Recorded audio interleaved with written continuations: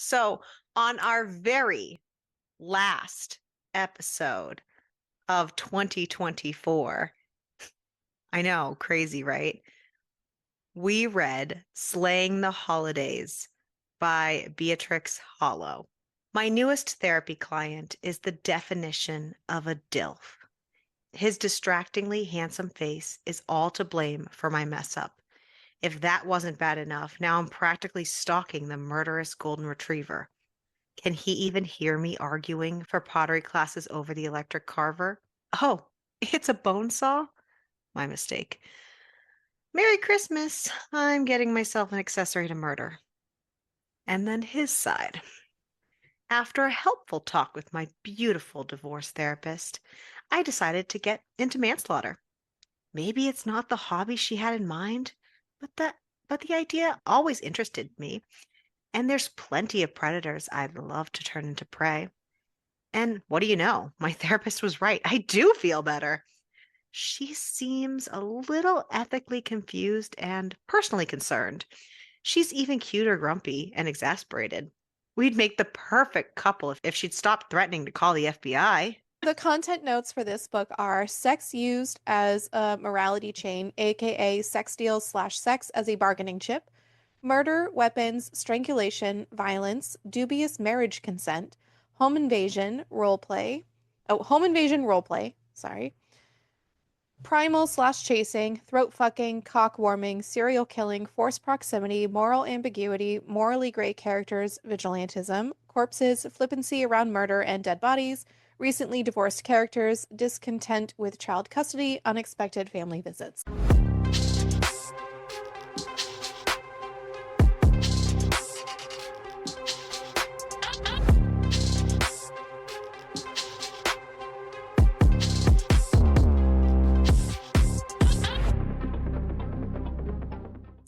Yeah, Uh, so I can't believe this is our last episode of 2024. I know. And honestly, what a way to go out the year with some Well, okay, slaying. listen.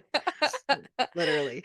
So this is not an Angie Saves the Holiday book, even though this month is Angie Saves the Holiday. However, this is a book that when we brought books to the table, you and I brought the same book because we had said we wanted an unhinged read for our last special. We wanted our first special to be unhinged and our last special to be unhinged. And we just brought the same book, It was so there so was nothing to weird. choose from. And we're like, okay, I Which guess it we're was doing this. so weird because this is not necessarily a you unhinged book, but I was like, No, solid. but you kind of also have to remember that I Have been read broken. Butcher Blackbird and stuff like that, and I Mm, like that kind of an unhinged, and that is up right. my alley. Yeah. And I had read that one before you had. Hmm. And so this is kind of like up my alley, but also to be fair, this entire year has been a year of experience. Well, it's so funny that you say that because while I enjoyed reading Butcher and Blackbird, it was not my favorite. Right. And I felt it was overhyped. And I love Um, that shit. I thought it was great. right. And I think it didn't hit the spot for me like it did for a lot of people. Right. But then it wasn't long after that that I read Taming Seraphine that still had that little bit of humor part to it, Hmm. but Hit it more for had, you. yeah, it hit more. It had a little bit more of that unhinged vibe that I was like, no, this is what I need in my nut job Well, characters. but we've also done that a lot where you'll read a book that doesn't hit for me like it hits for you and vice versa. So But that it's is the beauty of reading, honestly, and that exactly. is why we have so many different styles of books, different types of books, different genres, all that stuff, And even though the last 3 months has been us being on the same fucking page, which is so weird. normally Normally, we are not we always on give the a same good page. balance, right? But lately it's just been, I think it's just, I think it's because we handpicked the books Mm. this time instead of, I mean, so not to say we But don't handpick our books during the year, no, but it's a little but different. this has been a more, you're Holiday right. The last focused. 3 months have been a lot more holiday focused, a lot more fun focused, a lot more just like unhinged along for the ride focus. So it's a little bit different than just Our normal regular. everyday, yeah. Yeah. It's been interesting. So this is the final episode of Angie Saves the Holidays, and I feel that this month was equally unhinged and insane as our collective friendship has been. Though though December as a whole was a lot less crazy than November and a lot less crazy than October. I feel like December kind of saved us a little because we had some okay books. We had some decent books in December. Yeah, I thought so. I thought December was a great month. I I had a lot honestly, more like a lot better books. it's been something. It's been absolutely fucking wild. But I've been having a great time. Yeah. And it is kind of sad to like have But it you know come to an what? end. But But now we have an opportunity to have a whole new ride, have a whole new journey. yeah. Well, you know who else had a new journey is Sophie.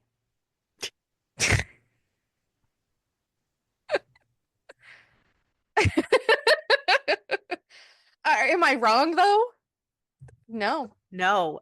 And That honestly, was a genius. That was this took me out a little bit because like the start of this book, again, from when we picked the book to when we got the book, because we had to wait for it to come to us because it just came out like while we're doing this.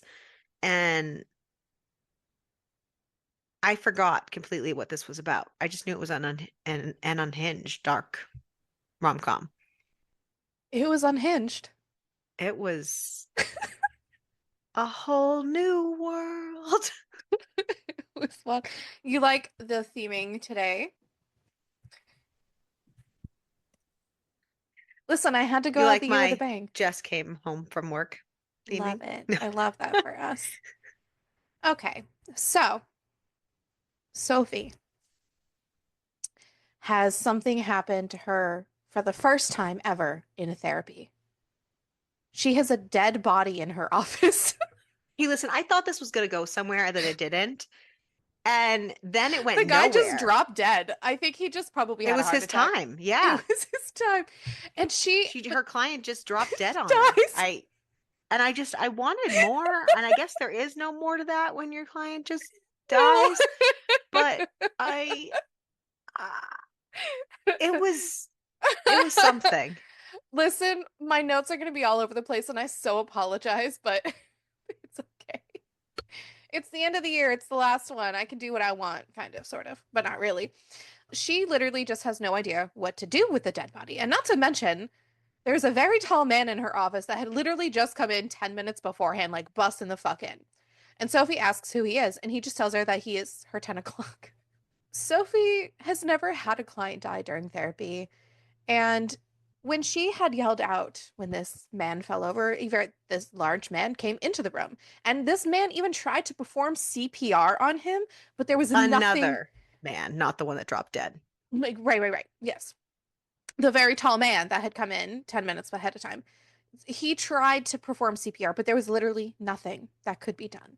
And of course, she can clock that when this man thinks that no one is watching, he's just staring at this dead body with just a blank look. And we find out that this man's name is Soren, and he actually is a paramedic, by the way. And he also happens to be her next client, Yes, he next is. appointment.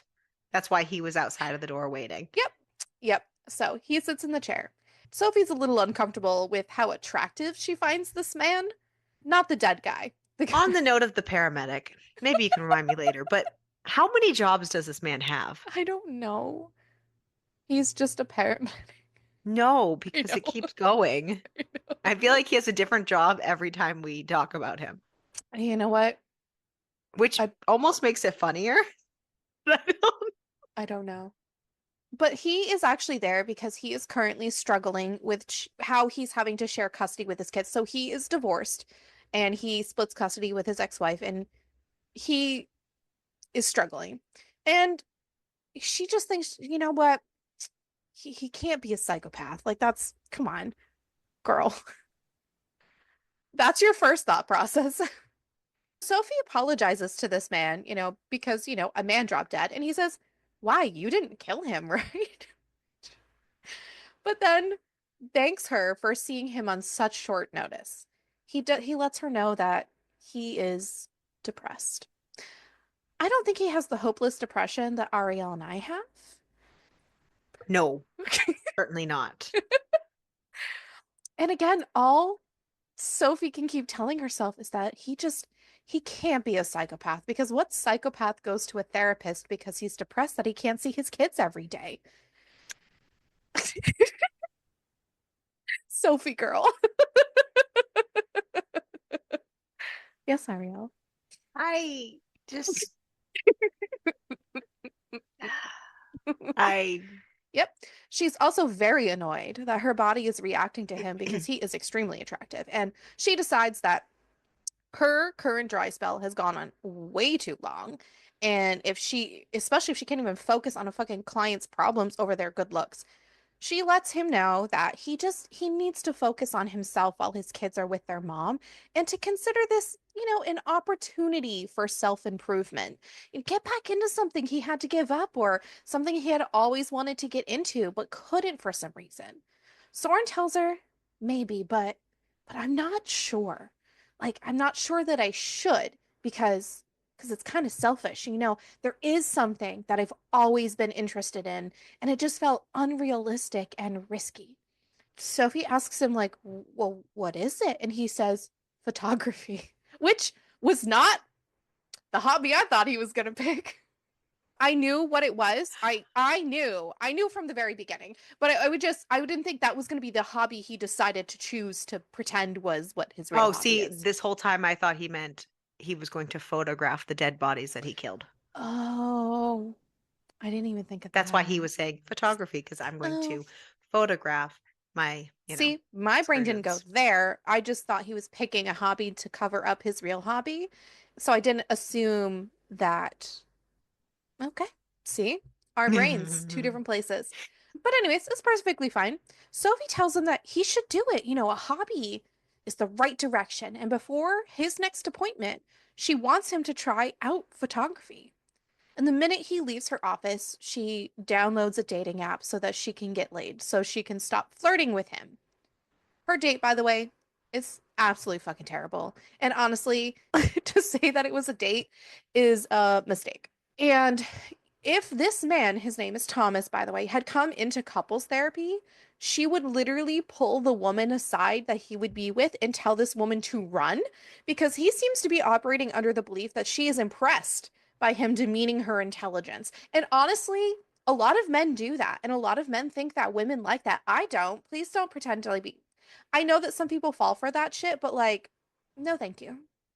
Well, that's like that book that I was talking to you about the other day where the man had two personalities. He was like the Yeah. sweetest puppy dog, like most genuine dude, and then you got him through the bedroom door and then he was like, "Suck it, bitch." Yeah. There's a time and a place for And suck I a was bitch. like, "No, Yeah, back it up. because it's mean. Like when you can do it in a sexy way, but not in a mean Do way. not touch me there. This That is my is my my no no-no no square." square. If you thought we Stop. were getting through the end of this year Don't without touch being me. so weird, fuck yeah. It's not happening. Yeah. Also, apparently this man just smells. Like she can't even focus on the food. As she's also stuffing food in her pockets, which is so funny. When she had seen Thomas on the dating app, she thought that he looked really similar to Soren, which is why she swiped on him in the first place. She didn't even read his bio. She just saw the picture and squinted and that was that. She even had delusional fantasies that this could be a regular thing, but she just wants to get the fuck out of there. So, she is like, I'm just gonna go to the bathroom because she's gonna call an Uber so that she doesn't have to ride home with this man because she did the dumb thing on a first date and rode with the man, which you don't do that. Don't do that. If you're going on a first date with a dude, drive yourself. She leaves. And she ends up going over to the bar too and tells the bartender that she needs to grab something from her car and to tell the man that she was with goodbye and that the bartender should make her a drink for when she gets back. And basically implying to the bartender, hey, I need to leave for like 5 minutes. If I do not come back, please come find me, which is actually very, very smart as well. That is a smart thing to do. It would have been smart if It would have that been bartender had been. more proactive about trying to find Yeah. her. Yeah. So she heads outside to the I car. would not. Maybe I'm a sucker, but I would not have just like been like, huh, guess she's probably fine. Yeah, no, not me. No, That's I would have been ridiculous. like, proof of fucking life. Right? I'm Let's calling the go. Come on. cops. Yep. Let's go. Yeah. So she heads outside to the car. And the reason why she needs to go is because she had a very expensive umbrella that she left in this car. Bitch, honestly, I would just say fuck the umbrella at this point. No, thank you. Could not be me. She heads out to the car and she sees it running and the glass is super fogged up. And she goes, what the fuck could this man be doing in this car where the glass is fogged up? And she I sees. actually thought for like a half a second that he had another girl in there. I did too. I thought that that was where this was going. Not where this is going, guys. Sorry to ruin your expectations. But the second that there was no girl in there, I knew where it went. Yeah. Oh, yeah, yeah, yeah, yeah.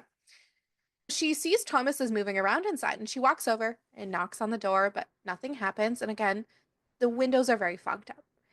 She finally opens the door and Thomas is slouched down. He looks terrible. His eyes are super puffy, like he's been crying. And she asks him how he's feeling because now she's kind of in like a therapist mode.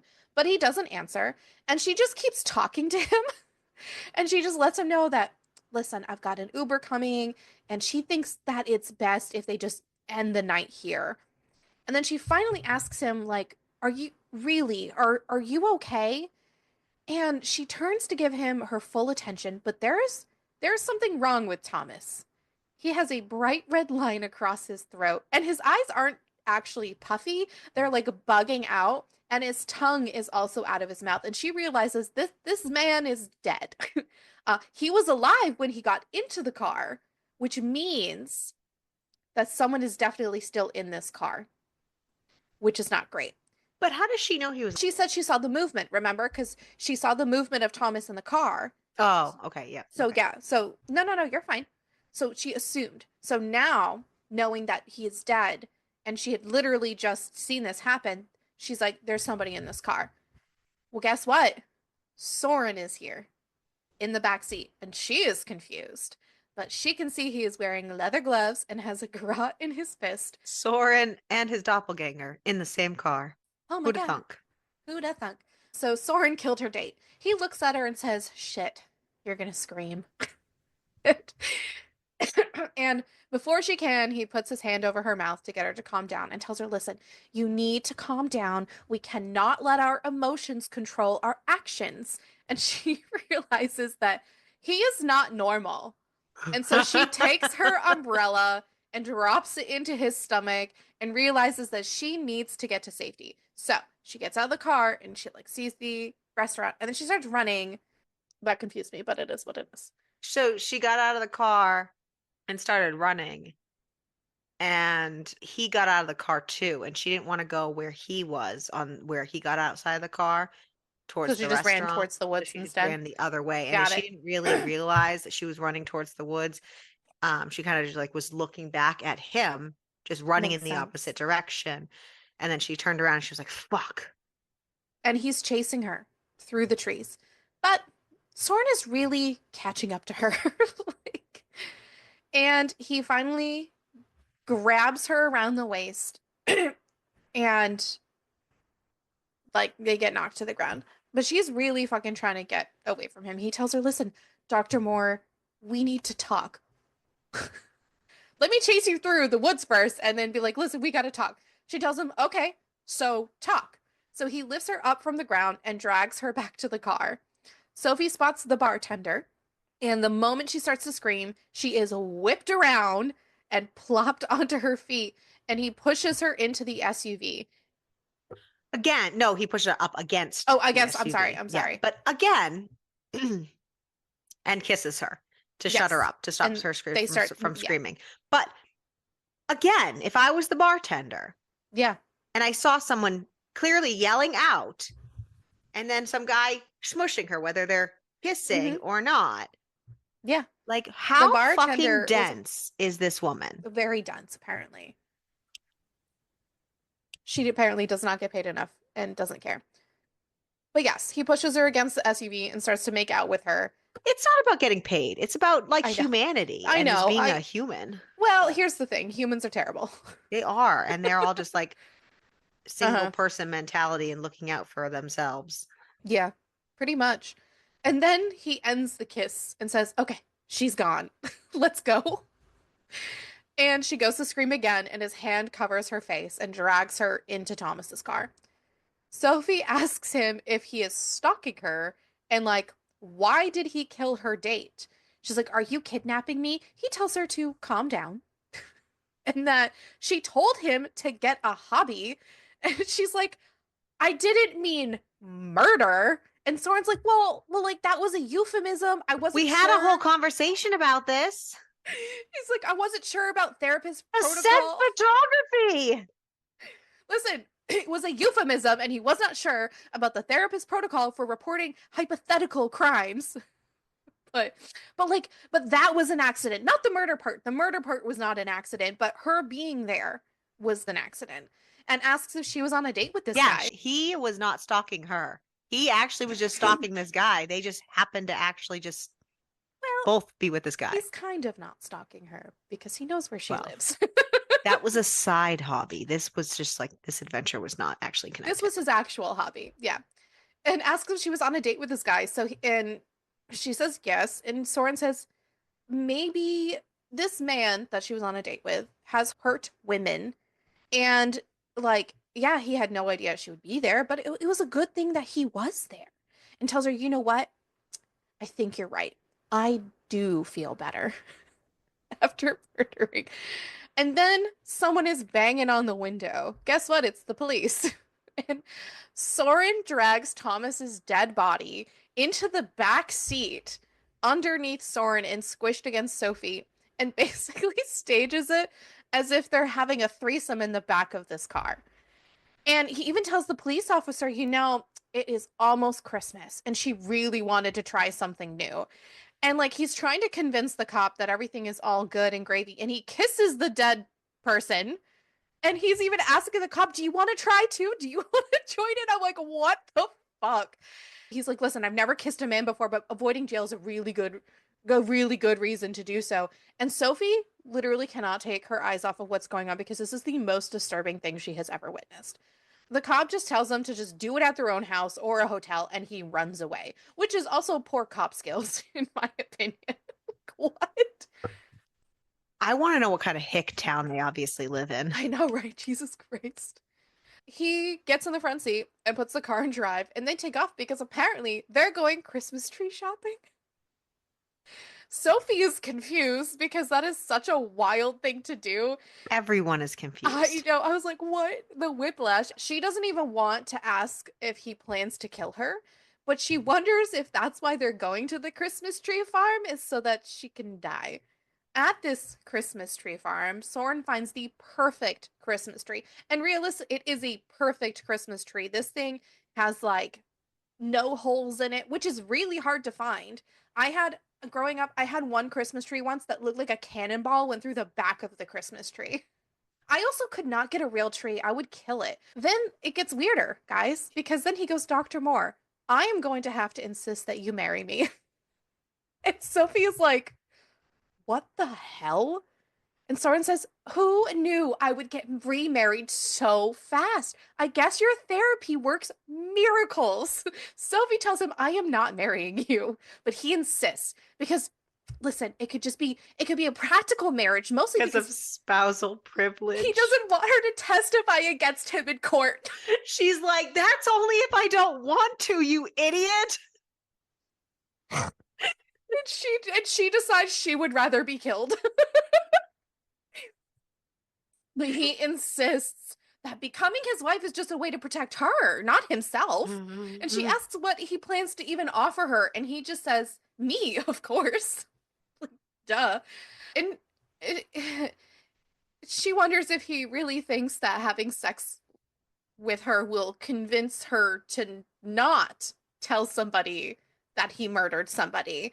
But you know what? She's just going to play along for now. Soren wants to make sure that they can come to an agreement to be beneficial to her. Basically, though, by the way, he is kidnapping her with just more steps. He's going to move her into his house. She, by the way, accepts this. I I know. so he tries to reason with her because she picks death. But then he tries to reason with her because he's like, "Well, wouldn't I be fascinating? Like, come on. Wouldn't I make the most fascinating study?"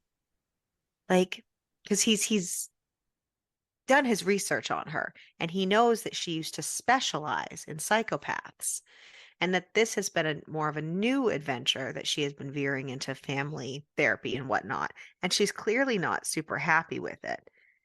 So he's kind of trying to appeal to her therapist side and be like, You "Oh, can but interview me. you, right, you could have free access to me as your husband and you wouldn't need anything." And so he's like, and if you're living with me, which you would have to if this was legit as a spouse, Again, like kidnapping with then more steps. you would have like access to me at all times. And she still doesn't think that 100% this is a choice either. She's just waiting for him to murder her. She's just like, she thinks she's being kidnapped. Let's be real. He definitely is kidnapping her. Oh, yeah. She agrees, and he tells her that, you know what, I will give you a ride home. I know right where it is, so don't worry about it. And he buys two Christmas trees, one to wrap the corpse up in, and one for his house. He tells her that So it glad that is he's it is a good their thinker. house, though. It is their house. So they drive to her apartment because they are going to pack up her apartment to move her into his house. She also learns the spot where Thomas had parked at the restaurant did not have cameras in this parking lot. And it kind of really does sink into her that Soren might have just saved her from something super terrible. But okay. Because he tells her that He just he kills was the bad only guy. after, right. He Yeah. literally hunted for him because Yes. of what he does to other people. Right. And he didn't know she was going to be his next victim, but Mm-hmm. oh, good thing he was there. Right? Ugh, he Gosh. really just saved your life, man. So The layers. yep. They get to Soren's house in the middle of the night, and he hopes that she likes the place. Like he's like, I really hope you like it here. But she also does get her own room, which is really nice, instead of basically forcing her to live in his room. And tomorrow morning, they will go get their marriage license. But he does let her know that he is not going to lock her inside her room, and this is not a kidnapping. If she really wants to go, she can, but he is gonna go to sleep. Obviously, she's like, what the fuck?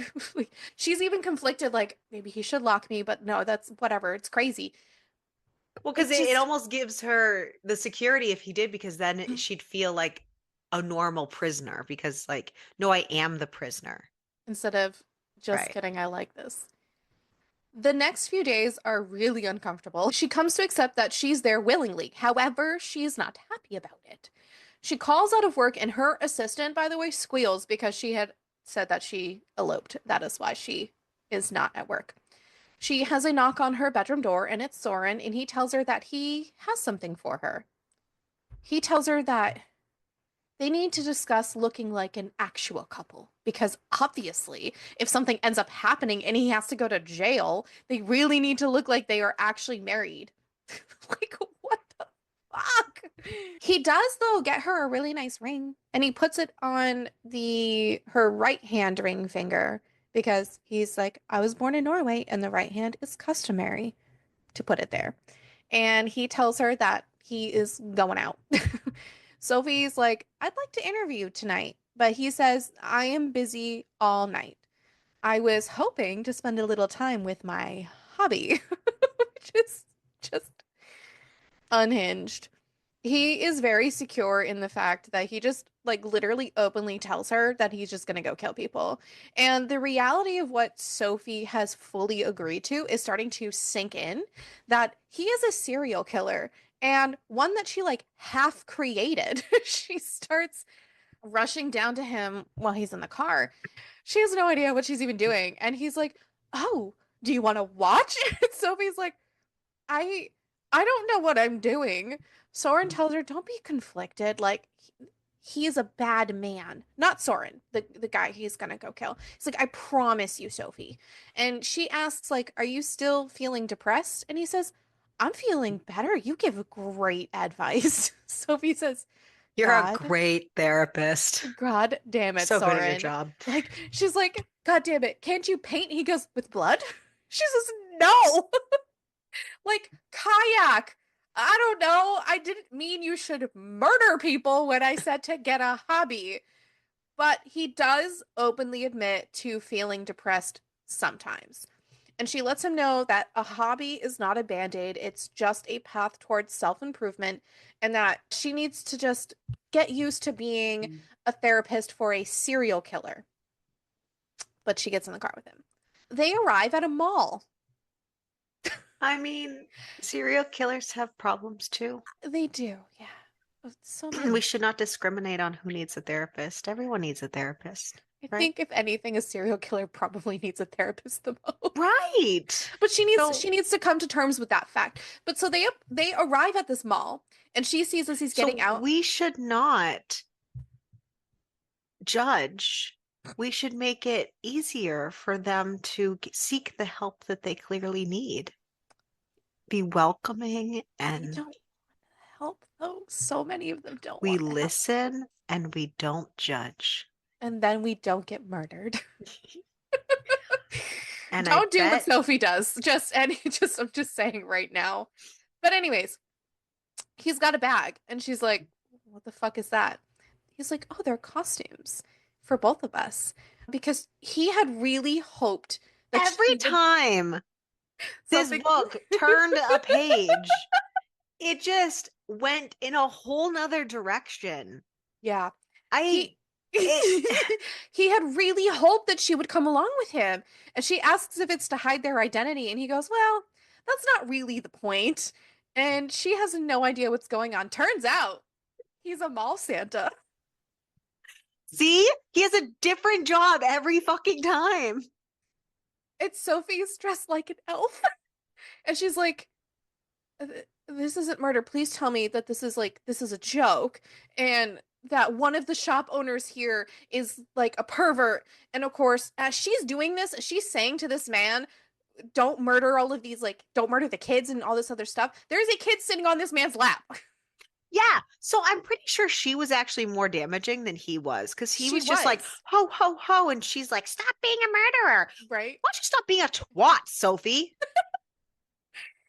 And apparently Soren had always played Santa at home during the holidays, and he wasn't going to do it here, but you know what? The loneliness really made him do something weird. You know, he convinced his therapist to marry him, but he did have an ulterior motive for being there. So it was more so, it's not really it's like a side hustle, but he has a reason for being this. Apparently, there is a man over at the Nut Pagoda, and he is a piece of shit. Soren then tells her, "Well, it's time to go," and then tells everybody that him and Mrs. Claus need to go do some Christmas shopping. And just like, "I'm not fucking Mrs. Claus. Like, what the hell?" And they walk off, and he asks her, "Hey, so do you see that nut guy? Let's kill the shit out of him." Sophie's like, "Both of us?" And Soren says, "Listen, you're just the mascot. Don't worry. Cheer me on," or whatever you think of a therapist should do, which is also equally unhinged. And he follows this man down an empty hallway, and he spots a fire axe, which is perfect for him because he needs a weapon. And he ends up murdering this man. When they are done, Sophie asks him how he feels, and he says he feels fantastic. Let's do a few more. The next week is a bit of a blur, and with a sidekick in tow, he just feels so much more inspired than ever to keep killing. She is exasperated and tells him that he really needs to take a break. And as they're currently in the process of breaking into somebody's house right now, Sophie is really, really worried though, because serial killers don't maintain, they just start to degrade and they get sloppy. And she tells him that he is starting to spiral. Like he's literally killed every single night. And he even canceled a video call with his kids to kill. He insists that he needs this, and she tells him that he does not. She is trying to get him to literally not murder anymore, and the only thing she can think of saying is, I will suck your cock. Okay. So she does in this house that they just broke into.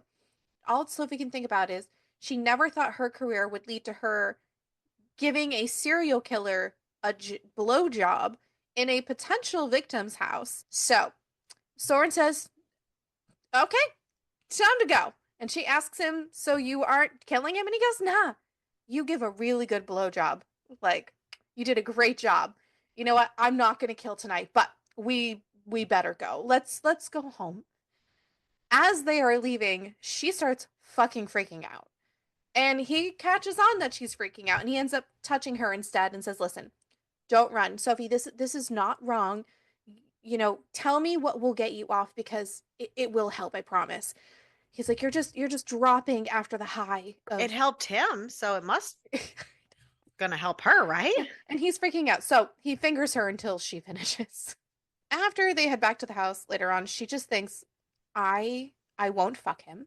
Like I need control in this situation. And control means we aren't fucking because everything is just it's hitting her and it takes some admitting some things to herself like how boring she finds her job and she makes a list of what she hopes to gain from all this and what And she she's recognizes that she is there because she finds him fascinating and right, right. And she needs to know what she's willing to offer. Like the last time she felt satisfied was before she quit her thesis on psychopathy.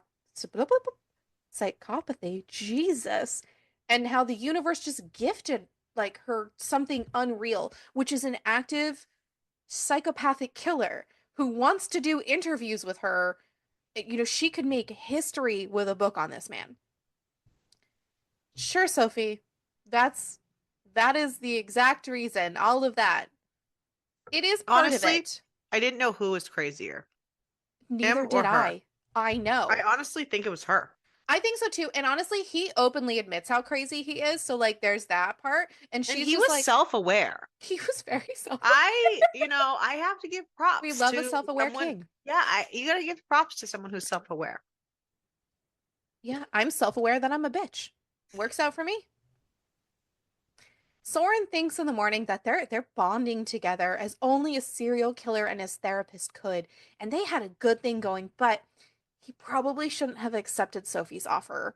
But then she gave him a blowjob, so like the emotions are kind of all over the place. He sees her in the kitchen and she asks him if her date was the first time he had killed. And he says, "No, I've killed before." He killed someone at 16 and everybody thought it was an accident, but it was not an Okay, accident. this story blew That was my it. freaking mind. One time, what, 2 decades ago, Mm-hmm. and then just one Nothing. appointment with this therapist that said, "Yeah, go do some photography," and then now Uh-huh. you're a serial killer. Well, so, yeah, well, right before killing Thomas, he almost killed somebody at the airport when he had just moved in the last month, but he did leave the man alive. And all of this just makes him feel kind of really exposed because now she knows that he's been wrong from the start. And the real reason that his ex and him had split is because she had said something was wrong with him. And the longer that they were together, the more disturbed and frightened she felt around him. So, but he knows that Sophie isn't like that. And she wants him to be disturbing and frightening. He announces that he is going out because he just needs to get away from Sophie and that she might be the only thing keeping him in line the next few days. And he's really testing his restraint and he's trying to prove that he can control himself in more ways than one. So not only with the killing, but also the wanting to really fuck this woman. Like, there's just. But he had all this restraint for decades. But I Maybe it had guess, to do with his marriage. Maybe yeah. something, maybe the triggering point was like his marriage was ending. So then he felt like he And the had to do kids and stuff something. that I'm Yeah. not convinced exist. I, fuck if I know, right? Sorry, the twins that I'm not I, convinced exist. right? Sophie tells him that she's going to come along because she would love to see his work. Because he's actually going to work, not to go the murder. Just yet another job, ladies and It's his gentlemen. paramedic job. He's going to I go work on the mountain at the ski as lift. a ski paramedic. He even said he's Right. a But, paramedic for this place. right. But the other one was like a regular paramedic with the other thing. That's why they knew him because he was the new guy. You know what? Paramedics can like switch between places, but yes, I get it. It's wild. He tells He's her also that a you mall you can't Santa, come. murderer. I know. He's like, you can't come, you need to go back to work. And he learns that she actually shut down her practice for the holidays, and she tells him that she is fully committed to this, and she can't half-ass her way through it. And this is where she wants to be. So he tells her, okay, well, you can shadow me at work, but just not today. And honestly, the only reason that he says that is because he really, really wants to fuck her, but he's not allowed to. Sophie spends the rest of the day wondering if she should include blowing him in the book she's writing. Because why not? By the time that this man, Is that ethical? it's not. Is that's what she's curious. I She's know. like, By the time he gets home, she really can't bring herself to start the conversation again. if you have that question, I really question your ability to be a therapist, just saying. Yes, exactly. After dinner, so he stays in his room. And then an hour after that, he emerges and he tells her, well, I'm going out to kill someone. If that was not clear. So he's just so he goes, by the way, bye. If it's not clear, I'm gonna go kill somebody now. Sophie says it's only been literally 3 days. It's too rapid. And of course, he's getting ready to leave and he just keeps calling out, here I go. I'm off to kill somebody. Wow. If Here only I somebody could go. stop me. And she I'm off. If only someone could hear me. and she goes, come sit in here. And he goes, I was being too obvious, wasn't I? He's like, I really do want to kill, but he's really hinting that he wants her to stop him by blowing him. Like, but he says, I like, want to kill, but I want your mouth more. yeah, but he does say that a good blowjob cannot replace killing. Sophie says, well, then we can do more, like role playing. You can chase me and catch me, and if you catch me, oral and hands are fine. With force, it's okay. But they still cannot fuck. All of a sudden, her phone is ringing, ring, ring, ring, interrupting their conversation. Ends up being her aunt. Apparently, her family is going to be coming to visit, and they're on their way. Do they know what time? No, because they're not going to grace her with the knowledge. Her secretary assistant ratted her out and Her, told her family that she's that she eloped. eloped. Yeah. When she gets off the Can you phone, believe that shit? right, and she's trying to like get them to leave and all this stuff. And then Soren asks her after she's off the phone who it was, and she says nobody was there. And Soren says, "Okay, well, we're going skiing." And they head off to a ski resort. The place is kind of desolate, but that's mostly just because of the timing, because it's not like peak season for everything yet. They get to the slopes and Soren skis, but then he suddenly weaves in front of her and just goes into the trees. And she's like, what the actual fuck?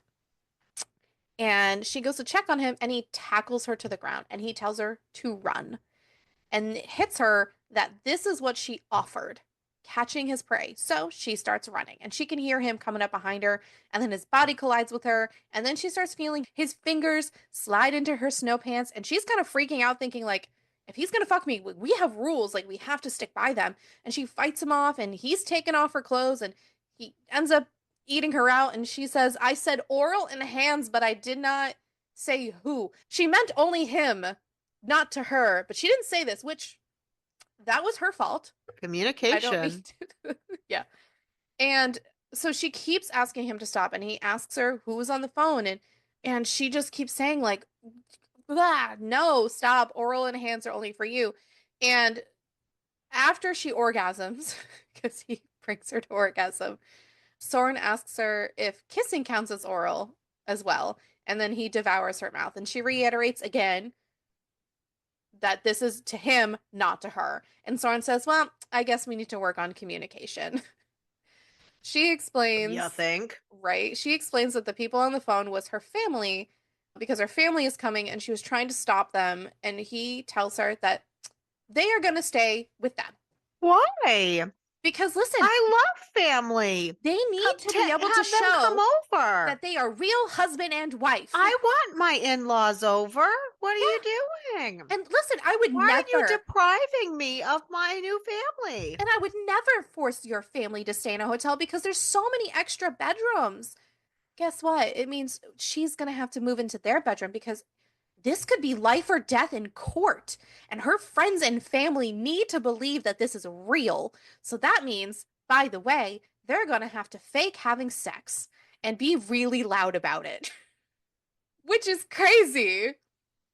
And Sophie thinks this is going to be hell because family visiting for the holidays is so stressful. And this is not a normal situation. And then, as they're at home, she hears the basement door opening because guess what? He needs to get rid of the bodies that apparently he keeps in his house. So, do you want to know how he does this? This is my favorite part. So they're getting ready for the family to come and they're cleaning up and she's switching bedrooms. And then she's like, shit, the bodies. He's like, it's all good. I got it covered. I took care of it. She's like, what do you mean? He's like, I just thought to myself, what is something that can be in plain sight that no one can look in? He wrapped all the pieces as presents and put them in the garage because he cut up they're all in pieces and put them in the garage. And she goes, you can't just wrap decaying bodies. He's like, they're not really decaying. Very, very, very mild decay. And I made sure to use extra pine spray. It's all good. Is it good, Soren? And I like, she's like, what the hell? I was just thinking, how can you act so okay with this? Her And he assured, brain listen, he literally broke. exploded. And he's like, listen, you are freaking out enough for the both of us. So, like, this is fine. It's going to be okay. And you know what? Your family is going to be so happy for us because, you know, they love you and I love you. And he just knows everything will work out. And he tells her, like, okay, but you need to say it back to me. Like I said, I love you. You got to say it back to me. And she goes, fine, I love you. He goes, your delivery's a little bit shit. You need to work on it. And he asks her how long her family is going to be there. And Sophie says through Christmas, so probably a week, but she doesn't even know when her family is coming. And like, They decided that since she didn't tell her she was getting married, they weren't telling her when they were coming. right. And so Soren tells her, listen, one of two things can happen tonight.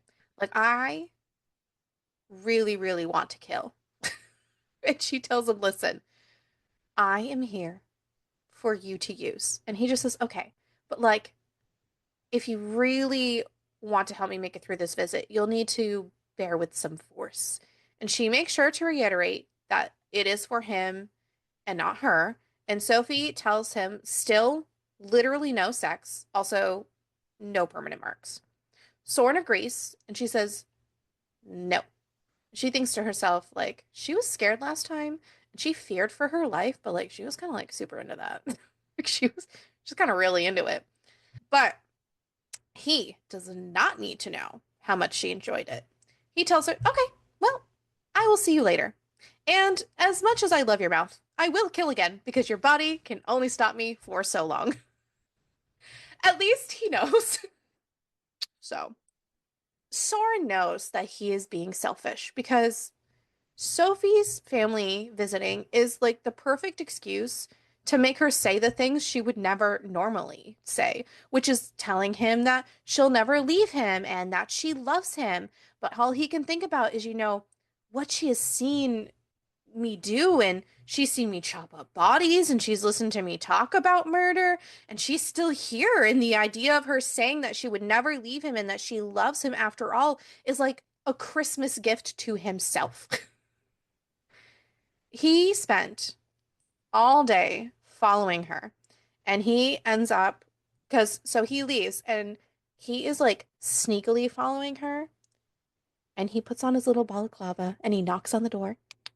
So, and then he hides. And then Sophie steps out and she goes back inside. And then he knocks on the door again and she fucking opens it again and she's irritated. And all of a sudden, boom, he is there and she panics and he pushes himself inside. And all he can think is, okay, no permanent marks. I got this. And he does not understand how he managed to deserve a therapist like her.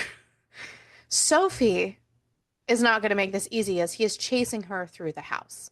He does manage to catch up on her and finally like yanks her, and he face fucks her a couple of times forcefully. Forcefully does that. And then all of a sudden there's a banging on the door. Guess what? It's her family. And she has makeup smeared all down her face and she is an absolute mess. And she is going to run to the bathroom to try to fix herself up. But Soren's like, oh my God, this is a great idea. Like, how can they think this is fake when I obviously just fucked your face? He's kind of got a point, but still. I don't think that's the look that you want, buddy. Yeah. The door opens with her parents looking at them with surprise, and her mom asks her if she's okay. And she says, Soren says, don't mind her. She's just tired. I'm really happy to have you all here. And of course, like, this is Soren's dream. When he bought this house, he wanted a huge family in this cabin. I want to know what made the ex-wife leave. Like, I know Well, we got the he bits and said, pieces of him being creepy and shit and like and the she weird just, I vibe, think she but just started feeling like really unsafe around him, so she left. That's probably why he doesn't see his kids that much. But he still technically sees his kids, which is weird. We'll well, find out you in a can't second. get a court order on a feeling. No, I know. But anyways, Sophie is happy because all of the attention is not on her anymore and it's going to be put onto him. And she just can't stop staring at him. And her mom also ends up pointing this out. And her aunt says Well, she can't stop staring at him because he's literally the perfect hostess. He's like a 1950s housewife hostess. He's literally like gliding across the floor, carrying up bags, being attentive, giving people tours. And she is like, I just watched this man hack up bodies and then chase me through the woods. And now he's pretending like he's a Stepford wife. Yep. She's just watching him in like, what the fuck, awe, which her family is mistaking as Being doe-eyed shell fucking shocked puppy that lug. Yeah. that and also being shell shocked that they just kind of showed up. Her mom, though, is pissed that her daughter was married and didn't even fucking say anything. And she goes, imagine how I felt when your assistant had to tell me, but you did not. And she It's a good decides thing to, that assistant's already fired. right, she decides to leave this conversation and go try to help Soren in the kitchen. He is making the family meatballs. And she goes to open the freezer. And there is a hand in the freezer. Wonder what the meatballs are made I honestly was thinking that too. They did not say that there was cannibalism in here. I have a hard feeling that I don't know if he went that route though. That's the only thing. Is it's not explicitly said that they ate a person. But there's also hands in the freezer. A hand in the freezer. There's also more body parts and there's also a bag of teeth in the freezer. So, they need to try to get rid of this. He also does remind her that she needs to use the master bathroom because they're living in the same room now. And she runs out of the kitchen and just tells her family she needs to go freshen up. During dinner, her brother asks how they met. And they do say that he came in for therapy because he is divorced and Soren was struggling with adjusting to the change. And he says he has twins. They're They are six. It's a boy and a girl, and they're with their mom right now, but they will be here for the summer. And this is news to Sophie. And she goes, Because distance, they have to split "What?" custody like that. Yep. And he tells her that he was just nervous to tell her about this. She's learning a lot of information about him. Like he also has a brother as well. They ask how he went from client to husband. The mom does. And she's just like, "Well, I couldn't get him out of my head after the first appointment." And she knew it was super unprofessional. So I re downloaded a dating app and ended up finding a guy on the app who looked identical to Soren, but it was a very terrible date. And then Soren showed up. And so they got married. He had asked her at the Christmas tree farm. And her mom, they're like, "Well, where's the tree?" And they're like, "Oh, it's in the garage." And they say, "You know what? We should put it up for you guys. You must have been so distracted with the marriage and other things," cough, cough, to put it up. Her father steps in and asks what he does for work. And Soren tells them that he works for the ski patrol as a paramedic. Of course, they are all kind of skeptical as to this because his house is really, really nice. But he lets them know that his parents had passed away when he was young, so he had some money to buy the home. And then everyone stops asking questions. I I would have more questions. I never stop asking questions. I know. But it is time to head upstairs. And when they get into the room, Sophie insists that she should sleep on the couch. But he says, "Nope, they need to believe that we are newlyweds. And they're going to sleep in the same bed." And then Soren asks if she really did go on the date with that loser because he looked like him. She lies and says no. And he says, "You are such a bad liar," which is why I am going to help you with lying to your family. All Soren can think is, what the fuck is he doing? But they know they need to do this. And then he is kissing her and they are grinding up against each other and they're going to get each other off. Mostly because he knows she's not going to be able to fake an orgasm, so why not just give her a real orgasm? And the family needs to think that they're sleeping together even though they're not. And it gets to the point where they take their pants off and he is grinding between her thighs, but not inside of her. And Sophie says, "It doesn't count. It doesn't count if he gets off." And he goes, "What?" He's like, "If you put it in and you don't get off, it doesn't count." What are you, 15? What is this? Oh, what is it called? Soaking. What the Mormons do. That's what it's called. Actually, so I learned this. Don't ask me how I know all this information. I learned this that that's what they do because they can't have sex before marriage, right? So basically, they will do that with a they'll sit in there and then someone jumps on the bed. So technically, they're not fucking because someone else is like making the motion happen, but that's what it is. Weird, right? So strange. But anyway, she says it doesn't count. But he's saying you can't say that. But he does eventually find the strength to pull away from her because he doesn't want to ruin everything by fucking her because Sophie did draw the line. And you know what? She will use her mouth to curb his need to kill, but he's not allowed to fuck her. And all he can think about is that she was practically begging him to put it in her. But he needs to step away. So he does like she comes and all that other fun shit. And so he is like, "I got to get the fuck out." And he leaves and he goes on a drive just to get himself away from everything. And he ends up in front of a house in for a man. And he goes into this man's house and he ends up killing this man. After he kills the dude, he pulls his pants down and jerks off while thinking about Sophie. That just escalated that to a whole another level. I know. Yeah.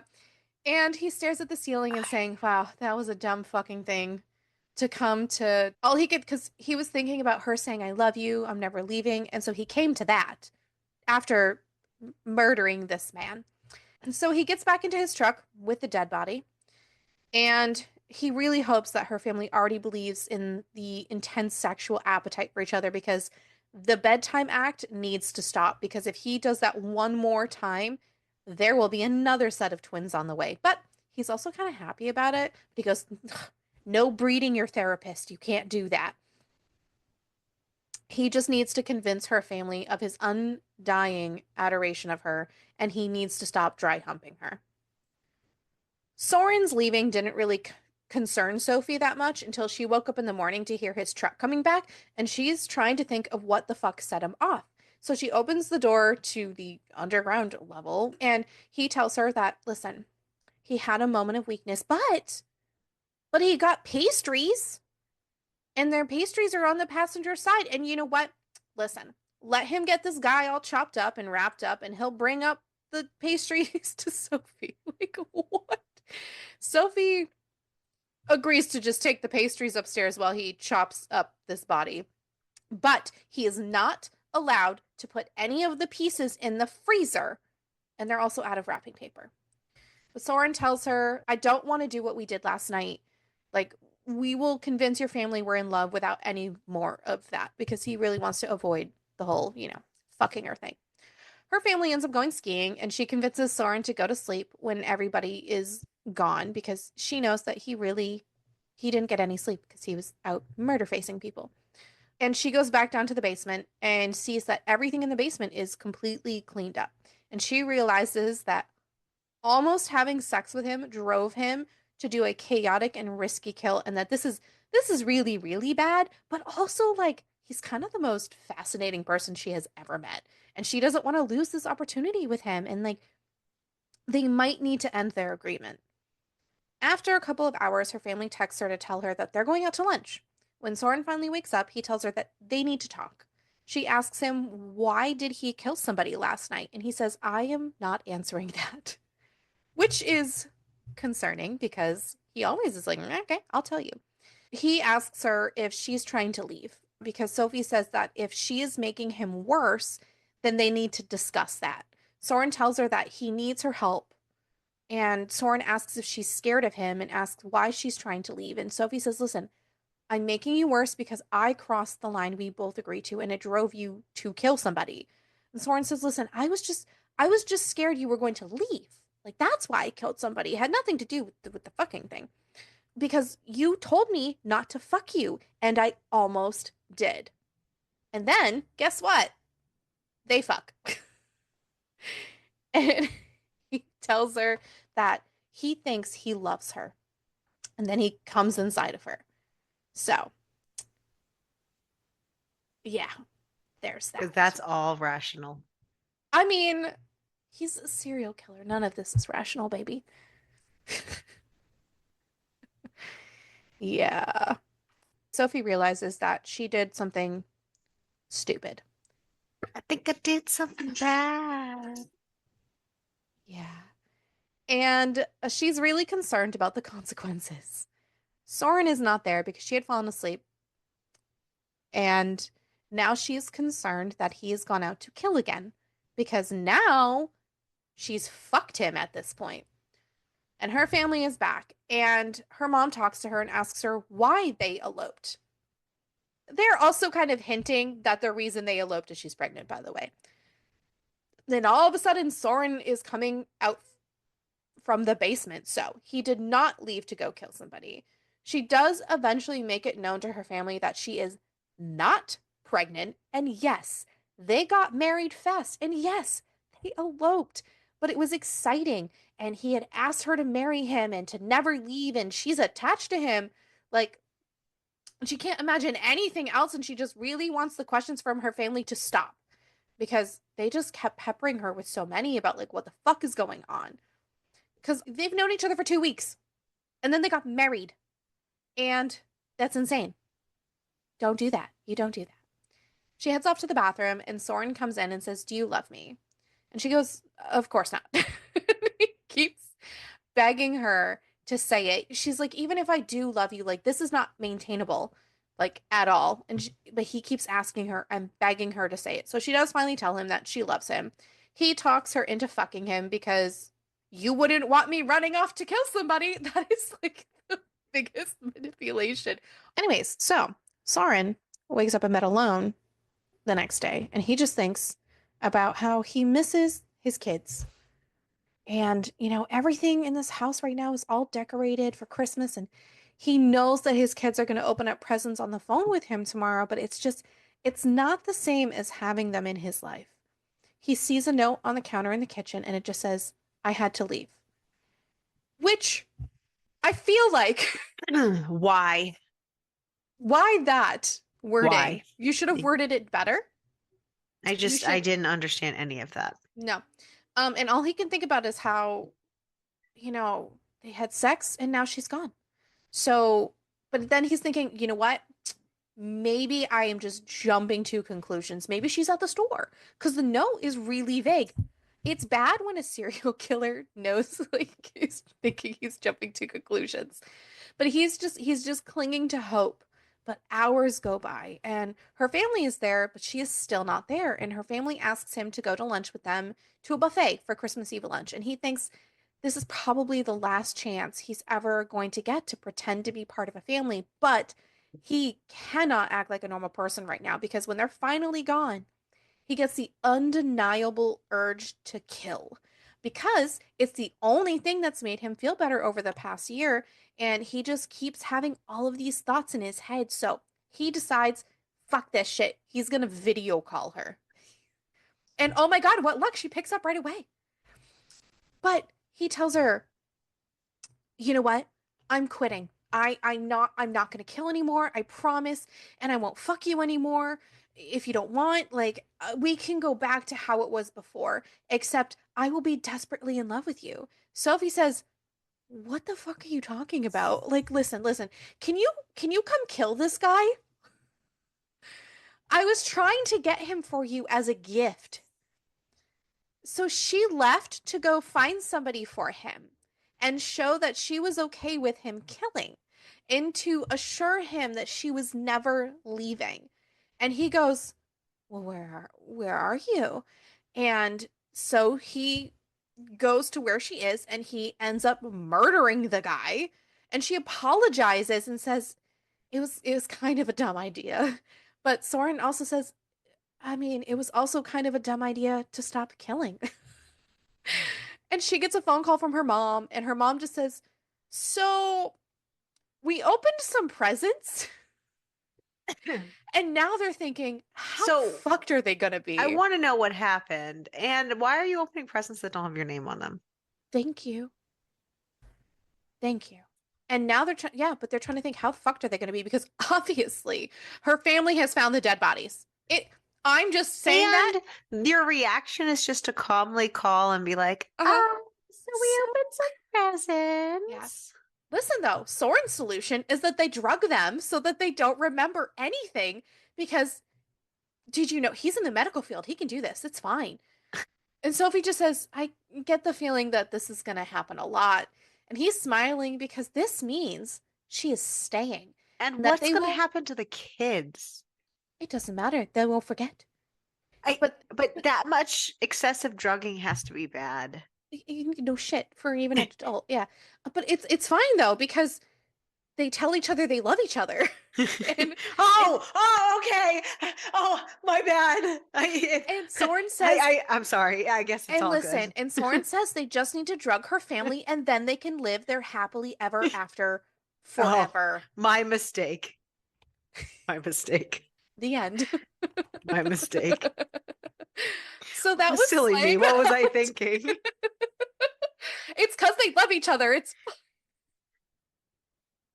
so that was slaying the holidays, guys. And we slayed the whole month. We fucking slayed 2024. Fuck yeah, bitch. If you want to hear all about our 2024, including our favorite books, our least favorite books, all that jazz, tune in next week because we are going to deep dive all of that with Angie and we're going to get into all the nitty gritty, recap our year. Yes. I'm excited. Are you excited? Fabuloso. So, who was your favorite character? I can think of lots of people that I didn't like. I Hold really on. liked Soren. I'm I not was gonna gonna say lie. Soren is probably the best out of the bunch, I guess. At least because at least he knew who he was and was secure Yeah, enough in he himself was that it was fine. self-aware. Was he unhinged? Absolutely. Is You it a know little what? concerning? No, I'm For gonna sure. say my favorite character was his ex-wife, who Because she saw took the some red kids away. flags and got the fuck out of there. She knew her own self-worth and saw some red flags and was like, no, I don't like that. That's not Okay, for me. No, thank you. fair enough. We How need lots more about of that in our lives. how about your least favorite character? Oh, who to choose? Um, we could go with the bartender. I think the bartender is probably going to be We the could most. go with the assistant. But you know what? I I'm can't gonna really blame the say, assistant that much because why is she sticking her nose in a business that don't belong? yeah, but at least for me it's the bartender. But I'm gonna say Sophie, Sophie kind of sucked. because for all of her judgment, she was just as, if not more, psychotic than him, And she's a therapist. which she had no right to be. No. Somebody should have yanked her license. Probably, probably. So yours is the bartender? Yes. Yeah. Yeah, I So, get that. so as a heads up, guys, as of recording this, this book literally just came out Yesterday. yesterday. There's reviews, but yesterday. So there's not a Yes. lot, but So as of right now, Amazon has this at a 4.7 and Goodreads a 4.6. what did you rate this? A 4. I had a great time. Yeah, I also rated it a 4. Mostly because it kept me on my toes. And And that's I it. had no And the fuck idea what was going on, and I wanted an unhinged read, and I guess I got an unhinged read. and that's the thing is like it's one of those things because we've read stuff like this in the past where we know what's about to happen and not a lot throughout this book did I know what was going to happen. Nothing made sense. Nothing was I going in any direction.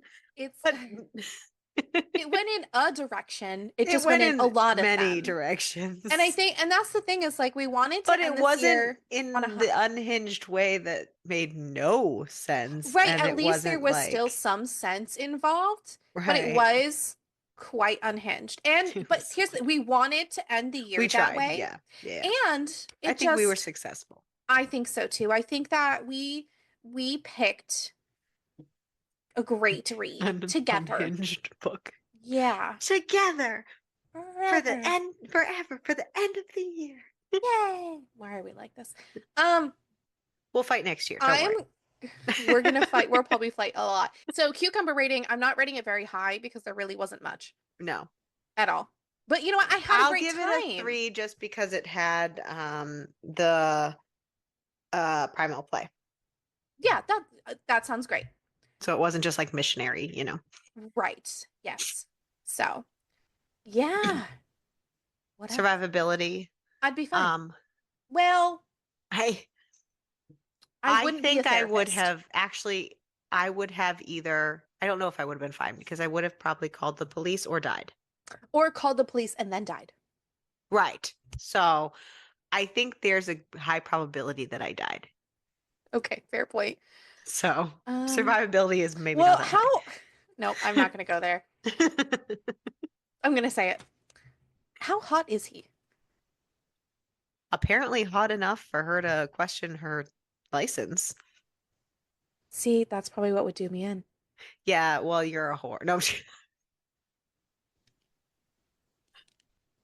I don't get that way though. I'm like, no. How tall is he again? He's really tall. Like sometimes that's the only thing that gets me. I'm like, oh, hello.